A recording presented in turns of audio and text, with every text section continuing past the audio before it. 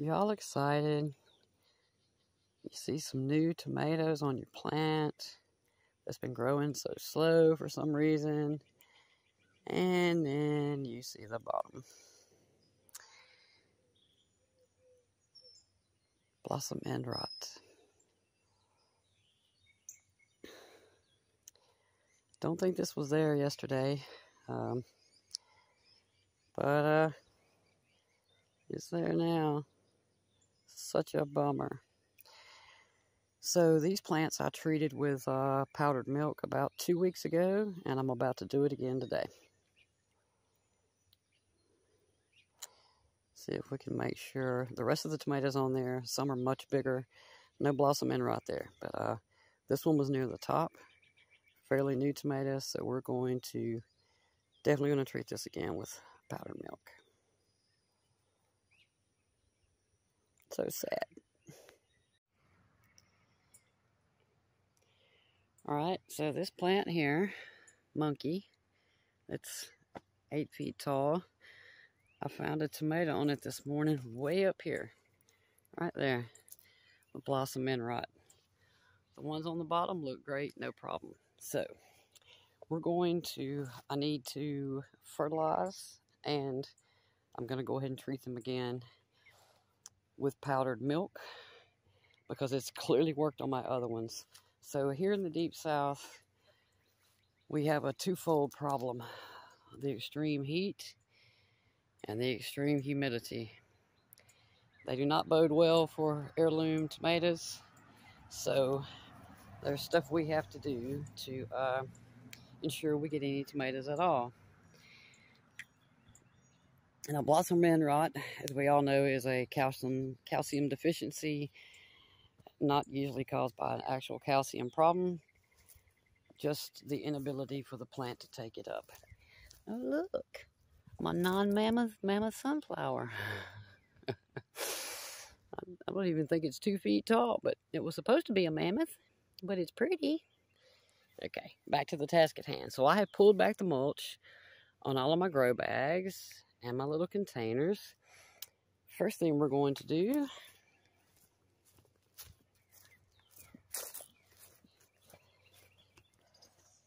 is add a 1/4 cup of powdered milk to every plant around the stalk. This is all I'm using, just Walmart off-brand powdered milk.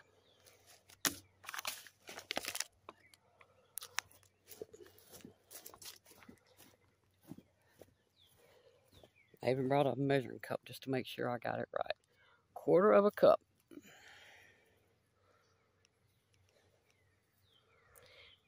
Per plant. Just like that. You don't want to put it on the stalk, but you want to put it around the stalk. So now I'm going to measure out each one, pour it all in there, and I'll be right back.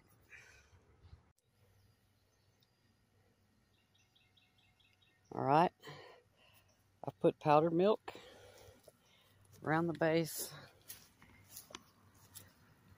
of every one of these tomato plants. Only 2 of them have had any blossom end rot, one being this one, and I'm certain it's because it's in too small of a pot. Well, that's partly to do with it, but it's mostly from the rain. You know, we had a lot of rain over the course of 2 weeks, so I mean, there's really nothing I could do.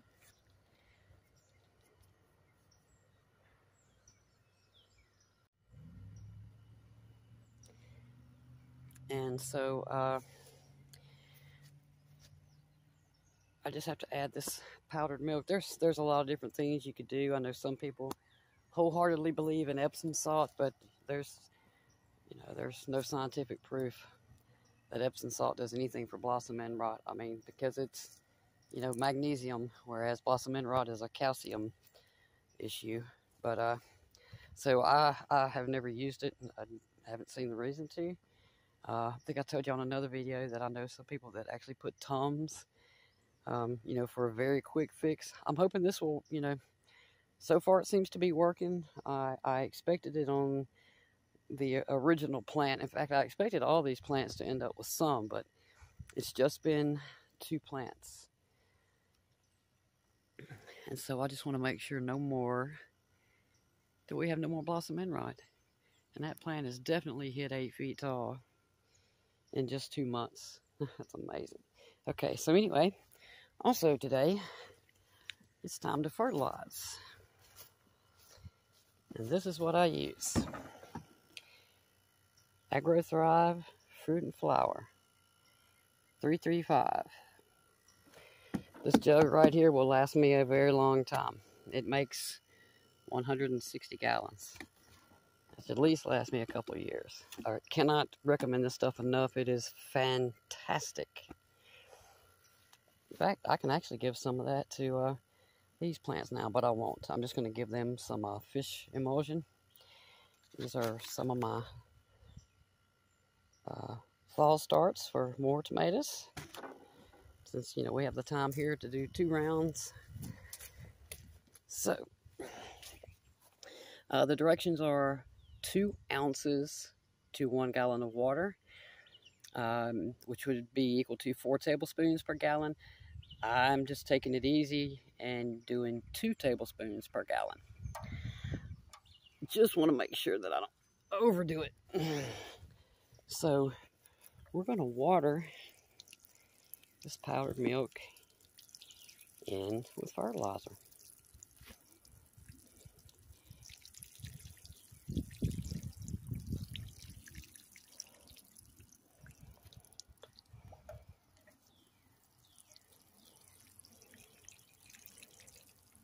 Very important to fertilize your tomatoes. Unless, of course, you're growing a bunch of determinate plants. But if you're growing indeterminates, fertilize. Gotta fertilize. And that is tomatoes, peppers, cucumbers. Especially if you live, you know, in a climate like mine.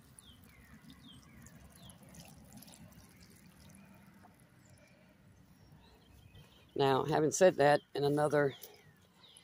well, as soon as we hit, you know, above 90 and stay that way, I will no longer give these any more water-soluble fertilizer, at least not until it cools back down in September. I'll give them some more then, but once we hit about 96 and stay there, there's really no point in me giving any more water-soluble fertilizer to these, because they're not interested in growing. And that temp, I think if I did anything, I'd probably kill them. So let's get a little bit more water. Put a little bit more in one of those that I probably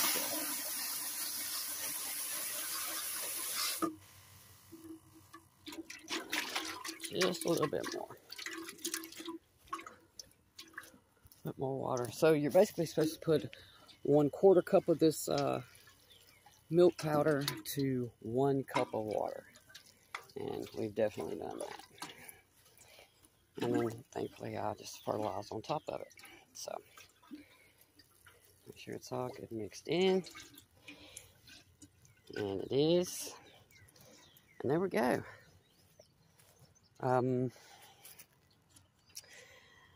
By direction, I recommend doing this every 3 weeks. The powdered milk. If your plants, you know, continuously grow throughout your summer months, then by all means do it every 3 weeks. But this is likely the last time I'll do it, at least until maybe late August. I'll start back giving them some, because the next 2 months they will truly be focused on just ripening what's on the plants and trying to stay alive. There's some huge tomatoes on this plant. And these right here, I'd be absolutely shocked if this is not at least a pound. That one might also be a pound. And I've got some Moonlight Miles, some more of those ripening. I would take this one already, but this one these are hooked together, and that one's not ripe, and I don't want to pull this off and destroy them both, so I'm trying to wait it out. But I cannot wait to get me a big tomato sandwich with that sucker right there.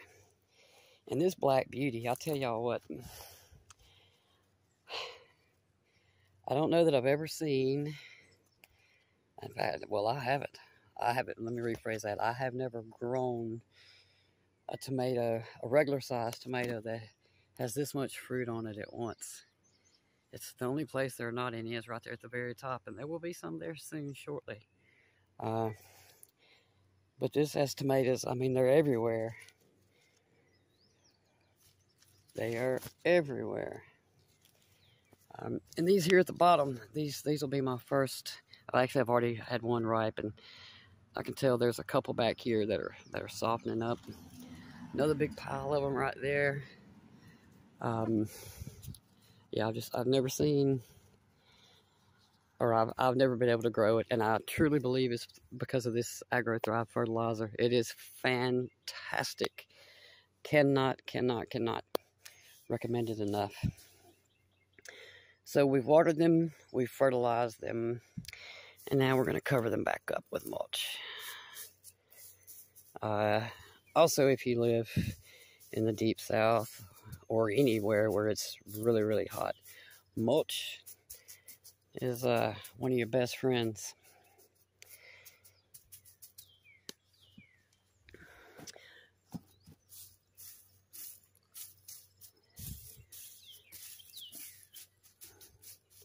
Biggest thing that it does, well, there's several things that it does, but it keeps the soil from splashing up on your plants. It helps to maintain both the heat and the moisture level in your plant once you water them. Now, granted, here it's so hot, I'm sure these dry out with ease, but once the temps really crank up, like today it's 90, I think it's exactly 90, which feels about 95 because of the humidity. So making sure these plants have plenty of moisture. Kind of messed that up, didn't mean to dig up dirt, but this was the only container I had left, otherwise I wouldn't have used it. This year I finally got smart enough to go to the tan colored bags as opposed to black, since it is so hot here and so they dry out so quickly. I have a couple of terracotta ones, but I was using these black containers the last 2 years, and finally got some that actually fit a tomato plant. So let's cover that up.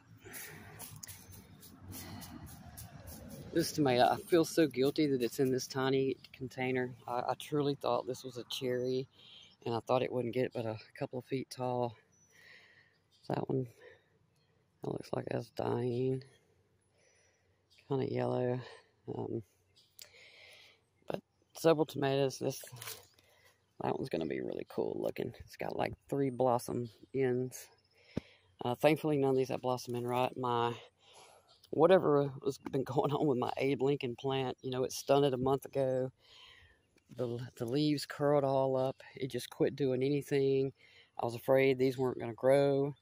All of a sudden, the last week, look at that. It's grown at least a foot just this week. It was barely above this fence just a week ago. No idea. I've never... It's never happened to me before. I've never had a tomato plant stunt, so I didn't know what caused it. But the fact that it's suddenly snapped out of it and growing, also I can't explain that either. And it's pretty. I mean, the you know, it's putting on new flower buds. There's some more at the very top. This is a first for me, so if anybody knows, please please weigh in, because I've never seen this before.